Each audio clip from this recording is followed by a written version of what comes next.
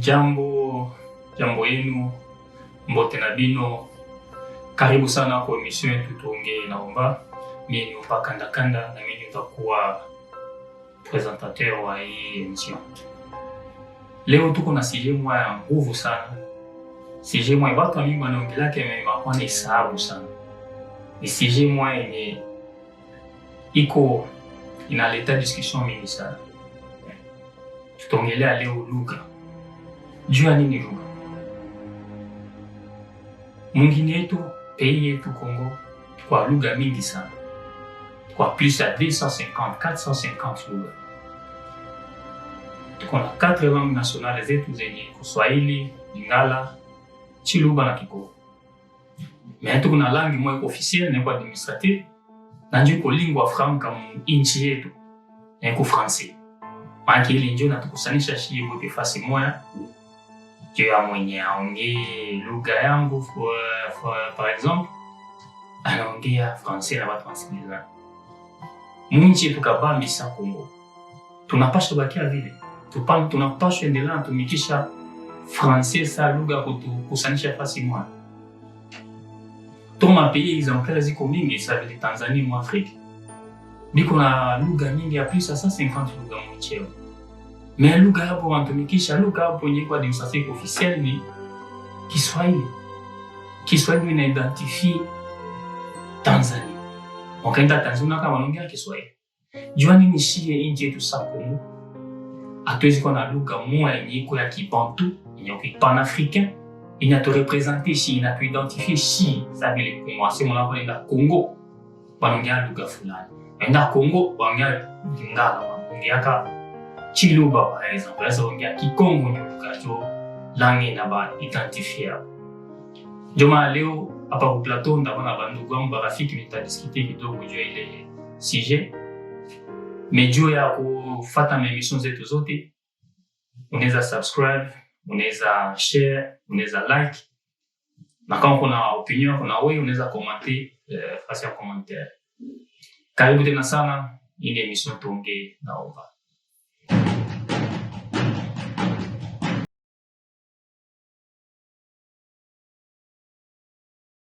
Karibu tena sana kwa emission tuongee naomba. Question ya kwanza iko kwa Grabobi. Nini kwa nguvu? Mpeye yetu sa Kongo kuwa na lugha itatuidentifier si wala lugha tunaweza tosha français tunaitia fasi ya français juu iko lugha yetu administrative na officielle. Bon, merci pour parole. Kitu yenye nafanya ikuwe nguvu, mimi nawaza ni question ya volonté. Lugha yenyewe inafundishiwaka saa yenye mtu angali mdogo. Tuko msosiete yenye sagi sibini natoka pale Bukavu, Kiswahili na domine maisha ya kawaida. Lakini kama mzazi anapenda mtoto wake ajifunze français, atamsomesha français kunyumba. Na mtoto atasema ile lugha, atachanga, atasema français kunyumba na atasema Kiswahili sasa yuko mu quartier. Donc kusema kama tutie lugha yetu ya pan-africaine i domine français ni question ya volonté. Kama ndezi nda na exemple ka kidogo. Kuna pole. Saa ni mzee Kabila aliingia. Tuliona Kiswahili kisinaanza kama templaire ya kabambi par rapport ya nani ya français na ile malugha.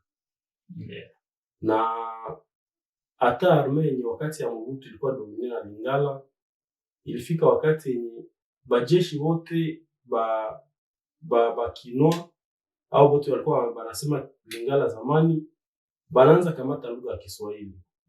Donc ni question ya batu wenye wanadirige kuangalia valeur ya culture ya langue yenye inatutia fasi moya sawa muzizi. Ile valeur ya langue banaangalia gisi liza domine nani kila kitu kwa donc education, economie ama uchumi na research na kila kitu. Mimi nilikuwa Kongo, kawia nilikuwa Kongo.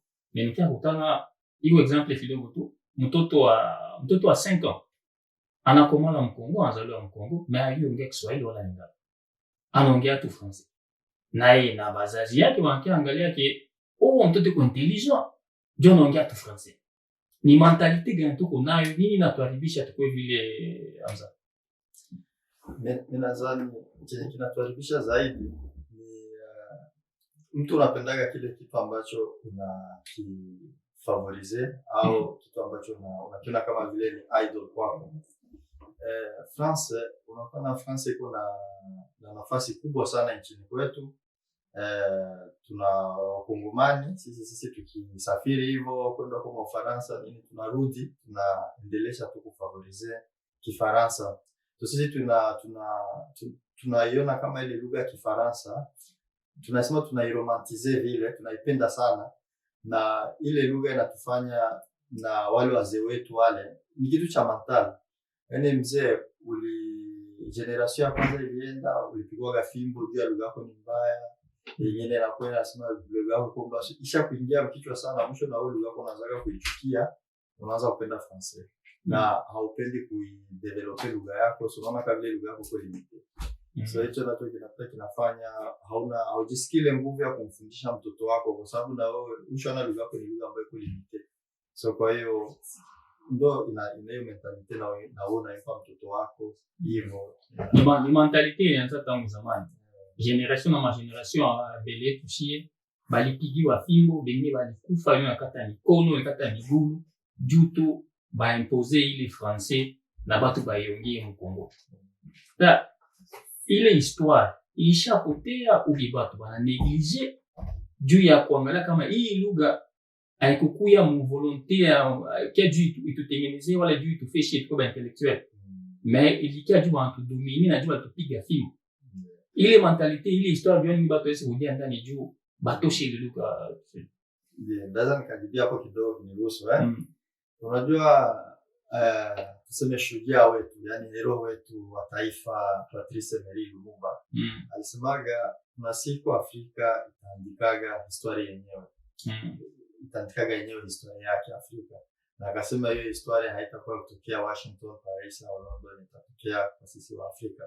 Sasa huyo msemo huo inabidi utafsiri kiuzalendo sana, utafsiri na patriotism moja ya nguvu, kusema uelewe. Ukiuelewa hivyo tukisha alisema zile historia ile unaongea hapa sasa hivi Yesu alitupiga fimbo, wakatufanya tujifunze lugha ambayo haikuwa yetu. Vile vyote unaanza kuvisahau kwa sababu Lumumba alituambia historia na sisi wenyewe. Sasa historia inabidi uiongee aje sasa, utatafuta narrative ya aina gani kusema hiyo historia uiongee.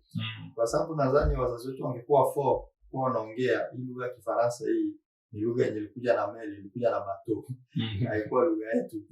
Tulikuwa na wanaongea zile api, tulikuwa nazo api Kongo na api Baluba, wanaongea eske mule ile api ya Kabambi kama vile walikuwa na communiquer. Hizo ndio historia za kuzurmatize na mtoto, ukimwambia historia ya kama vile anajisikia iko bien nini. Yeye mwenyewe anaona kama vile anajua tu wana lugha yetu Francais ilikia kuna siku itaenda. Lakini mtoto ajui vile basi. Bon, mkubwa Robi, ni wa question kidogo juu hapo. Mwingine tunekala ndani shehe wote mu Norvège, ni mwingine nilipiganisha sana juu kuna lugha yao. Balikuwa coloniser plus ya 300 ans na Denmark, kama ngine kadogo. Université ilikuwa tu ya Copenhagen. Ba Norvègiens takwenda kule juu basome mu université. Mais ile miaka yote walikuwa coloniser. Siku moja bakajideside ki tunapasha kuwa na independence, tunapasha kuwa na lugha yetu, tunapasha jua tuko banani. Sasa pays yetu sasa vile Kongo, nini nakosekana? Tunakosa nini juu tuko na par exemple kwa ile conseil linguistique ile roads nantani spoke ni Kiswahili spoke na nile mzizi China Swahili danger. Mais nini tunakosa nini Kongo juu tuko na hii? Mbele nijibie hii ulizo yako na ongeza kwenye Hamza alikuwa anasema pale, kwa sababu niliona kama iko ya maana sana. Nilitaka kuongeza kama mzungu alikuwa akatuimpose Kifaransa, haikuwa juu akitusaidia. Alikuwa juu aibe, akamate, atunyanyase. Na kusudi atunyanyase, inabidi communication ipite. Wewe fanya hivi. Kama hausikie vinyeko nasema ufanye, hauta rendement au return itakuwa haitakuwa efficace, haitakuwa ya kama. Yani communication iko funguo, iko key. Unaelewa? Na mzungu kuelewa kama communication ni key, ni funguo, ifale anaimpose lugha yake ku peuple autochtone au indigenous people. Sasa nashie kwa ule ile akili ya kuwaza kama balikiwa kutusaidia, ijapokuwa walikuwa tunyanyasa, na sisi tukaendelea na ile ideology, tukakamata sasa lugha yao iko juu kushinda lugha zetu. Unaelewa? Tukikia ku habari ya Norvege, unaona wazungu biko na histoire inaanzia zamani moya. Mzungu wa Norvege deja alikuwa na experience ya maisha ya mzungu wa Denmark. Unaelewa? Sasa naangalia lugha ya Badano kama inaweza tudomine. Ainjo tunaweza kuwa tunaenda Denmark kusoma au kufanya hivi. Unasema hapana, acha tupige, tutengeneze, tujenge lugha yetu yenyewe na shita kwa tuidentify sasa kwa Norvege. Unaona? Twende sasa kwetu Kongo. Nguvu hii. Kwetu Kongo ni probleme ya politike tu. Probleme ya leadership, probleme ya kujua mapriorite.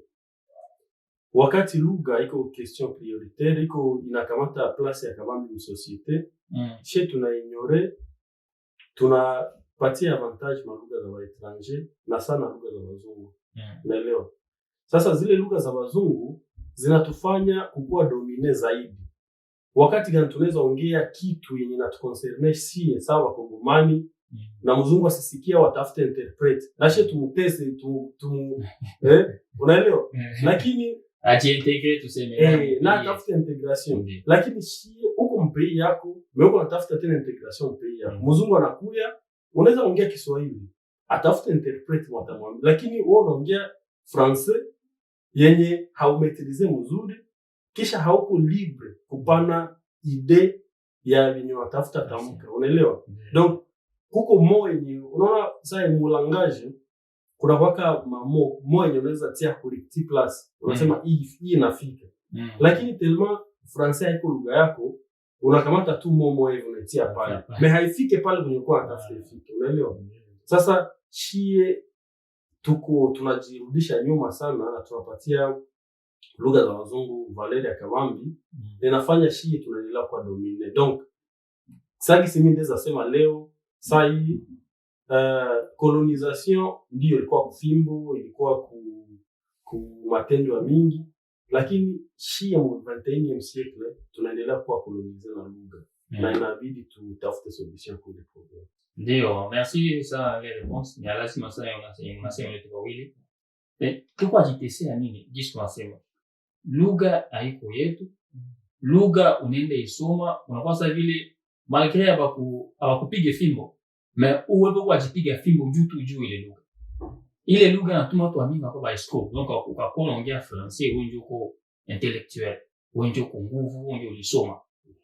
Mais unakiangalia iko conseil kidogo hata kubiko tufata kule iko mpesa vile France wala Suisse wala Belgique wala Canada wanaongea français.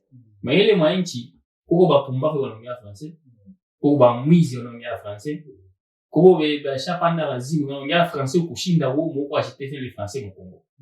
Njoma iko ya lazima kwangu mie hii lugha tuko na lugha yetu ya Kibantu ya kipanafricain na tu representer ici mu nchi yetu ya Kongo. Question yangu iko nani ataanza lipa ya kwanza? Ni president, ni gouvernement, ni ba député, ni population yo peke au ni watu gani? Tunaweza anzia wapi? Unajua wanasema kiongozi ataweza katengeneza generation moja. Kiongozi mzuri ataka tengeneza generation moja, yani generation ataka tengeneza kwa njia nyingi sana. Na kuna kitu tunasema kuwajenga watu. Kiongozi pia ataweza kawajenga watu wake. Watu wako kisha wajenga, yani sasa tukianza kuongea kuna mmoja unasikia tunasema nationalism na nationalism afu tunaongea kuhusu patriotism, yani uzalendo na utaifa. Sasa unakutana na mtu wao huko Mkongomani unasema mimi niko nationalist wa pei yangu. Sasa inabidi kwa kiongozi wa kuelewesha au wewe mwenyewe raia ujiulize hii kukuwa nationalist inamaanisha nini? Au kukuwa patriot inamaanisha nini? Ujiongeze, na kama unashindwa kiongozi inabidi aone hicho kitu hapo akusaidie. Kwa sababu Kongo sisi hatuwezi tukasema tuko nationalism inamaanisha ni nation moja, watu tu wanaelewana lugha hii moja. Ndio maana ya nationalism. So ndio nakuta sasa moja tukisema wakati la national sielewi kutokana na zile langi zongelewe kila nafasi na sio kila mtu anazielewa. Unakuja langi nyingine ndio tukamata. So unakuta sasa ile patriotism inakuja aje? Patriotism inakuja wakati kuna kiongozi ambaye anaweza kuwaelewesha sheria za nchi. Na zile sheria za nchi kuzielewa inabidi wa kuzikuelewesha lugha yako. Kwa sababu njozi utazielewa sio hapa tu, utazielewa na moyoni. So akilini tu na moyoni pia, si ndio? So kwa hiyo ukishaelewa lugha moyoni, ndio unatana mtu yuko anapatia anataka atupe pale. Hairuhusiwi. Hausikatupa pale. Hiyo ndio patriotism. Unaelewa sheria za nchi zako, za nchi yako. Na hiyo tunataka leader ndo atueleshe vitu kama hiyo, na leader ndo atuoneshe njia. So huyo leader kama haiko kusema mtu tu wa kawaida tu atoke afanye. Kwanza yeye labda asikie uoga, hii ni kwa moja kwa ukubwa sana. Kama vile kusema eti français tutoe tu tufanye referendum lugha yetu kwa mtu wa kawaida useme hivyo. Na sio eti ni president ndo ataweza kusema hivyo. Ni parti politique yenye nguvu sana mpei. Je, itaweza kuwa na ideolojia hivyo. Na hiyo ideolojia kienda ni ideolojia ya parti ya parti politique. So tukiwaza hivyo sana tutaweza, lakini tukiwaza eti president aseme, sijui gouverneur aseme, ministre aseme, kama hakuna parti politique yenye na yani yenye ndio ile ndio fondation ya hiyo kwa kuna ile ideolojia za ile parti politique na ideolojia ndio tutatoka, lakini kama tukiwa parti politique ya vile tutaendelea tuna français ndio mimi hapo nchi yangu. Ndio. Lakini unaona juu ya ile mimi naona sagisi kwetu tunakuwa tunaiga mbaya. Unaelewa? Tuko na vitu ya mingi ya mzuri yenye tunaweza iga kwa mzungu. Lakini sisi tunaenda kama ya mbaya ndio tunaiga. Unaelewa? Na boye tukikamata vile ya mbaya bwana anafurahi juu tunaendelea kuwa chini ya mamlaka. Sasa tunafika hapa Norvege, kitu ya kwanza inafanyaka ni masomo ya lugha. Kitu ya pili ni civic education. Unaelewa? Hizo vitu mbili ndio vinajenga mtu kujua mahali unaishi, desturi, na hiyo desturi sasa Siamza anasema unaijua mwile lugha yenye unafunzwa. Kwa hiyo unaweza kufundisha nani Samfundsfag Skunskape munani mu anglais. Kwa hiyo unaweza kufundisha mu français. Lakini banapokuwa wanafundisha zaidi Monoshk wanafundisha lugha nyingine kwa watu wenye wanakuwa na Asia mingi, benye hawezi tena weza lugha mbio. Lakini sana wanakuwa wanaingiza maneno ya Noshk. Kwa nini? Kwa sababu wanajua valeur ya langue. Wanajua valeur ya Samfundskunskap au education civique. Sasa Siamza anasema mtoto angali mdogo unaanza kuingiza hiyo maneno mkichwa. Hata kama unajua kama hii karatasi inaendaka kunani nafasi ya kutupia. Unaona? Sasa kwetu tuko na ile shida. Seki evre haiko vitu yenye tunaweza tu lamuka tunasema tu mara moja. Ni vitu ya kufanyia mpango. Unaelewa? Lakini kufanya mpango ni kwa deja na idea. Sasa tumekaa hapa wanasema kwenye watu wa mingi wanekala liko wanapatiana maidea kwa mwangazi natokea. Sasa tukikomalisha, sasa sisi tunaanza hii idea hivi. Sijui kama kwa wengine washekamata kisha hii idea na kamata amplele ya kawambi. Itafanya niveau moi bwana, acha tupite sasa kwa action. Unaona? Sasa problème ni tuko nayo kwetu, batu hawakamate maide. Tuko muziki, tuko nini, ni mzuri ni action mini. Ni culture lakini tuangalie ma priorite. Unaelewa? Lugha iko muhimu sana. Lugha inatia nani nation fasi moja.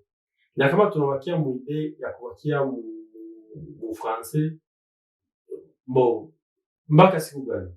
Na maendeleo yetu itakuwa aje msiku mzima? Kwa nilipiga kidogo hapa. Ndio. Unajua Kongo ule muziki pale ni culture yetu, unaelewa? Afu Kongo kama Kongole usione Kongo usikamati kama pays Burundi, Rwanda, tuseme Gambia nini. Ile pays ni kubwa sana na ndio maana ni vigumu tena langue étranger kama français ifanye ndio langue ambayo inatengeneza taifa. Ni vigumu sana kwa sababu ile ni pays kubwa alafu iko na historia ambayo iko rich. Na tuko na kabila, zile kabila mingi ndio zina enrichir ina-enrichir culture yetu, ile makabila yetu. Unaona, ndio maana unakutana na kwa vigumu sana hiyo français itaendaga tu lakini haina maisha mrefu Kongo. Unaona? Unamaanisha haina maisha mrefu. Français haina maisha mrefu Kongo. Haina maisha mrefu sana kwa sababu mimi najua tu kuna siku français itafikaga muda Kongolea taamka anasema no, hii peito akabambi hivi kwani tuongee lugha ambayo inafanya ukienda Bandaka, ukienda wapi, ukienda village mwa hivi atelwani. Na hiyo kazi hiyo watu wengi wakisema eti ifo Kongo tu na lugha yetu, Tanzania najiongelea mie au naongelea nani? Ndio tunaongelea batoto yetu, batoto yetu ndio tunaongelea. Mimi hao watu wa 40 50 sisi muda wetu ushaisha, lakini haijamaanisha usikuongelea kuhusu future. Unaona, so hiyo ni kitu ambayo kwa mfano ukiona tu Kiswahili tunaanzia Lubumbashi. Kongo ni nchi ya pili kwa ukubwa wa Afrika. Angalia Kiswahili, wekamata tu Lubumbashi mpaka Kisangani ni urefu mkubwa sana. Kisangani unataka imshakuwa mnora. Hapo ni pakubwa sana. Watu wanaongea Kiswahili. Sasa mimi na rai yangu, mapendeleo yangu, tungekuwa na intellectual. Maana intellectual ni? Intellectual ni mtu mwenye anaona matatizo kwenye jamii, anayafanyia utafiti na anatafutia kazi, anatafuta solution. Huyo ndio intellectual. Intellectual sio tu ongea français ou bloquer matière, waze kuongea. Intellectual kwa kila saa wage anachoka. Kila saa na questionner vitu vyenye kwa societe. Sasa imagine tunapata intellectual tu abiangalia. Hii ni fasi ya mrefu sana. Lubumbashi jusqu'à Kisangani. Na Kiswahili kiko hapa na kila dialect. Pourquoi asiende anafanya recherche Lubumbashi Kiswahili chao pale titi anapanda kidogo anaingia vile titi anapanda kidogo anaingia Bukavu titi anapanda kidogo anaingia Goma titi kidogo kule Maruchu mpaka anafika na Kisangani. Anatafuta zile dialect zote afana angalia niko propre. Anaandika livre ya pale ya Kiswahili ya Kongo. Unaelewa? Huyo intellectual akitoka itakuwa ni kama vile kadomo Mungu alitupatiaga.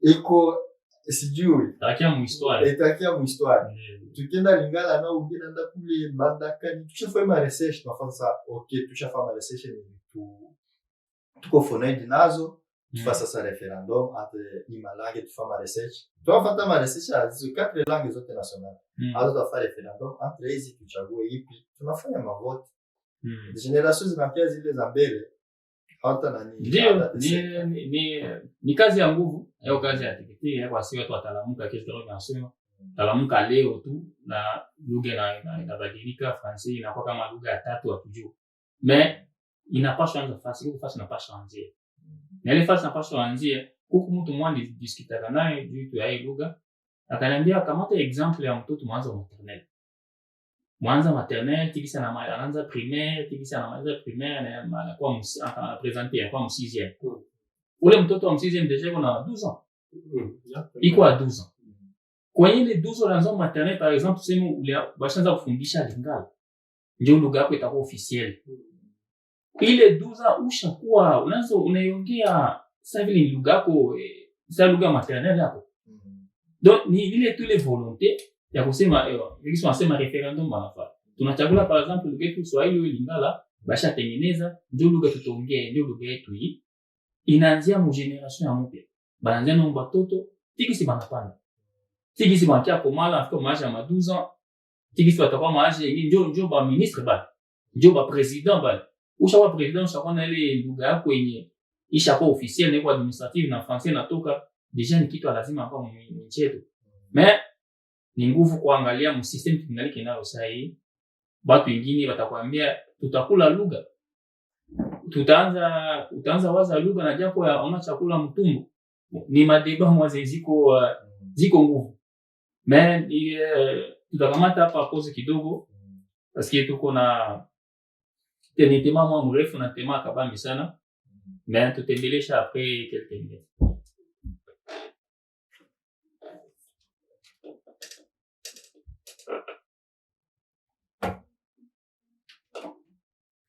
Yata stoppe. Ça stoppe tout la wakati. Il faut 30 minutes. Il faut 25.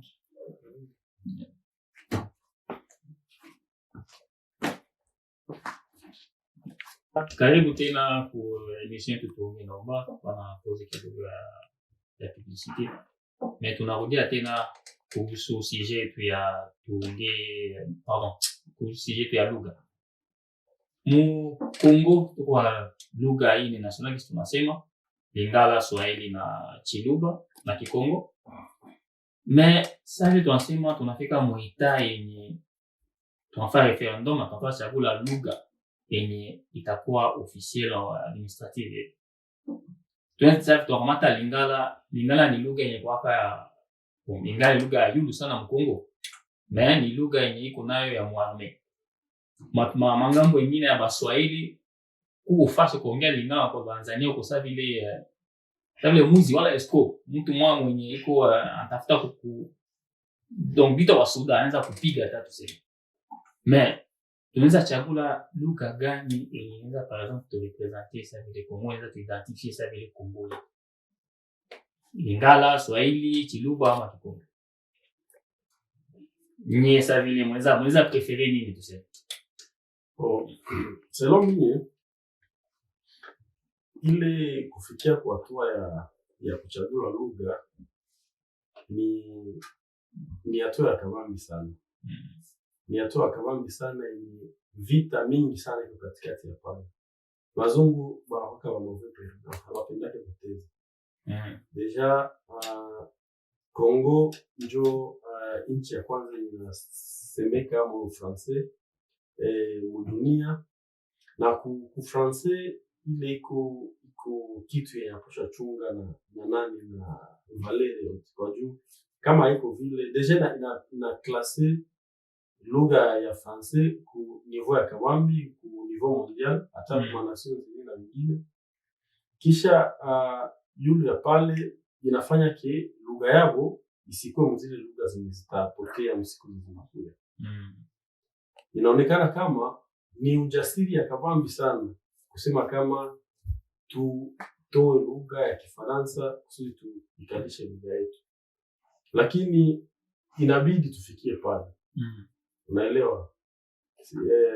Kama wakina Lumumba walipigana kusudi tupate independence ya fimbo na mengine, tupiganishe na shie kusudi tupate independence ya nani ya lugha. Kulikuwa kungali hata nani mapei ya West Africa iko dependant kwa mafuta ya mafuta sefa walifanya fujo ya mingi na bana evolue mzuri minawaza na she tunaweza anza ile komba seki vile takamata wakati ile ni moya ya pili hatuwezi tusema absolutely hivi tulamuki tutoshe lugha deja na lomba sasa kisiamu alisema inalomba research ya mingi kwa juu ya kujua lugha gani ndio tutakamata juu ya nini wakati gani ma questions za mingi sana za kuzunguruka pale. Kuna maana evoke problem ya batu kotezi moya waone kama lugha fulani ni lugha ya intimidation ya boga ya nini unaona. Donc inalomba kufanya utafiti ya kabambi kujua lugha gani nationali tunaweza tia tunaweza tia kule niveau yenye itakamata nayo itakuwa officiel nayo même titre na français. Tuko na exemple ya Norvège biko na noshke yao hapa ndio lugha na domine, lakini pembeni huko anglais. Unaona? Na sisi tunaweza enda polepole vile. Jua kueviter ma problème bien que zitakia kwa plus tard, lakini tunaweza anza na lugha fulani na français iko tu pale pembeni, tuenda tunaitosha polepole na kusudi tutoshe lugha tupatie lugha yetu valeur. Kwa jumla mimi naanza kama probleme ni shepe. Wakati ni mu Assemblée nationale au Storting bana tumikisha tu français.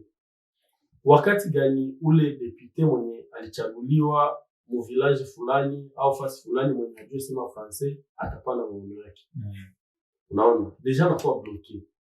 Ile ni problem. Tikisha yule ya pale benye wanashimama pale biko wanaongea basha vala makoti nini bana tumikisha lugha ya français kutortire ama wenye hawajui. Kisha nafanya sagisi mtu mwenye anasema français ndio anakuwa na akili ya mingi, ndio anakuwa sagisi yeye ndio mwenye iko nasema ya maana kushinda mtu mwenye anaweza mule mu Assemblée nationale ni ku résoudre ma problème ya wa citoyen. Haiko français, haiko si problème haiko résolu mu lugha, iko résolu kwa matendo. Unaona shida kila fasi mwa mtafuta solution. Ile solution inatoka mu Kiswahili, inaweza toka mu Kiluba, mu Kikongo, inaweza toka mu Lingala. Hapana tu mu français. Unaelewa? Kama utatenda andika ma texte hapo mu français après, mais déjà hapana idea yako mu langue nationale. Donc, si peke tunafanya kwanza blocage kwa lugha zetu. Tunafanya kie tunatukuza lugha ya wazungu kuzaidi ya lugha zetu.